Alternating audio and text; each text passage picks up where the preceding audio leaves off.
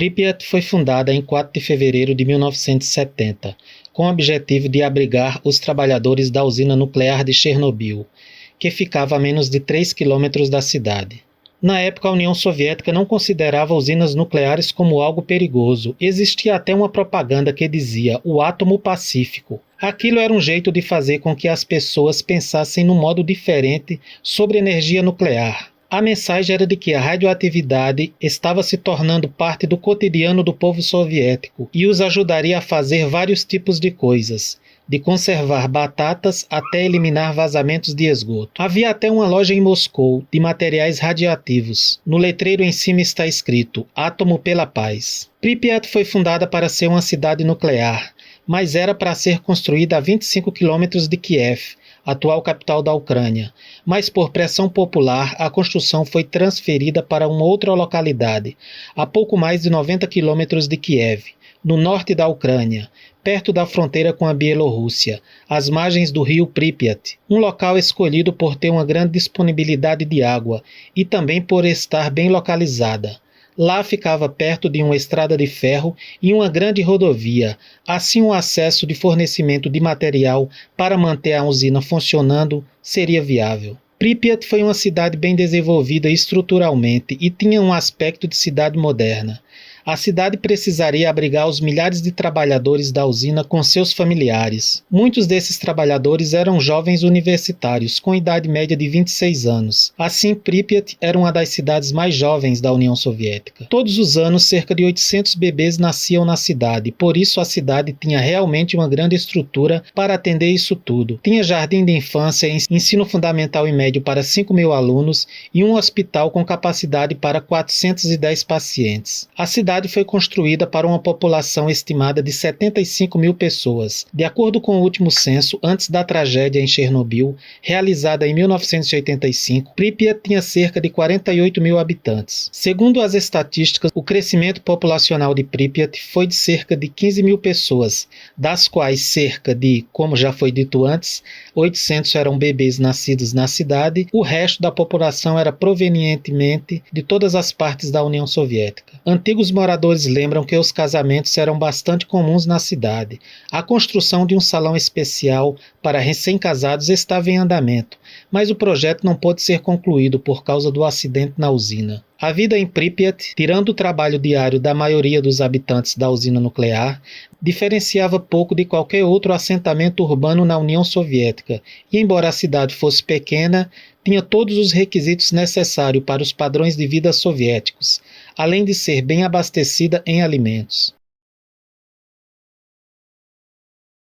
No dia 26 de abril de 1986, numa madrugada de sábado para domingo, uma equipe de operários realizava alguns testes no reator 4 da usina de energia atômica de Chernobyl, com o objetivo de aumentar a segurança da unidade. A tentativa, entretanto, devido a uma sequência de erros, culminou na explosão, que lançou na atmosfera 500 toneladas de combustível, 700 toneladas de grafite e gases radioativos e um vazamento que durou cerca de 10 dias. Isso foi suficiente para causar uma das maiores tragédias da humanidade. O vento levou material radioativo lançado na atmosfera, principalmente para o oeste e norte de Pripyat, e em seguida a radiação espalhou-se pelo mundo. Os primeiros a alertarem a comunidade internacional de que algo havia acontecido na União Soviética foram os suecos. Os questionamentos realizados ao governo soviético levaram-no a admitir que o acidente havia acontecido no dia 28 de abril, 2 dias após a explosão. Até então, os soviéticos trataram de esconder o que havia acontecido, temendo os impactos para a reputação do país. Lembrando que era época de Guerra Fria e a omissão dos fatos era algo frequente.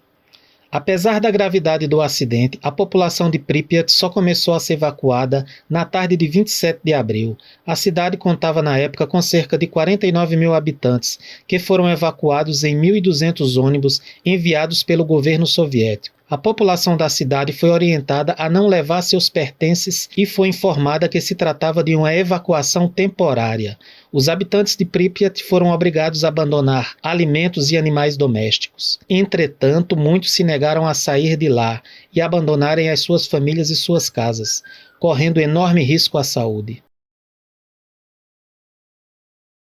Depois da evacuação, e o que restou dela está hoje contido em uma área de 30 quilômetros, chamada Zona de Exclusão de Chernobyl. É hoje uma zona deserta devido aos altos níveis de radioatividade, mas árvores crescem entre os edifícios e a vegetação, de um modo geral, toma conta da cidade. Algo muito comum de se ver em Pripyat é uma presença enorme de animais que se multiplicaram com a ausência humana. No Natal de 2019, antigos residentes deslocaram-se até a sua antiga cidade e decoraram uma árvore com fotos de família como parte de uma campanha organizada pela Associação de Operadores Turísticos de Chernobyl.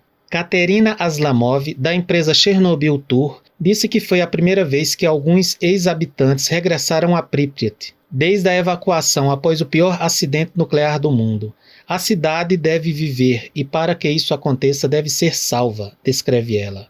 Yaroslav Imeniamenko, fundador do Centro de Chernobyl, disse que gostaria de ver Pripyat e as partes da zona de exclusão em redor da antiga central nuclear tornarem-se patrimônio da Unesco.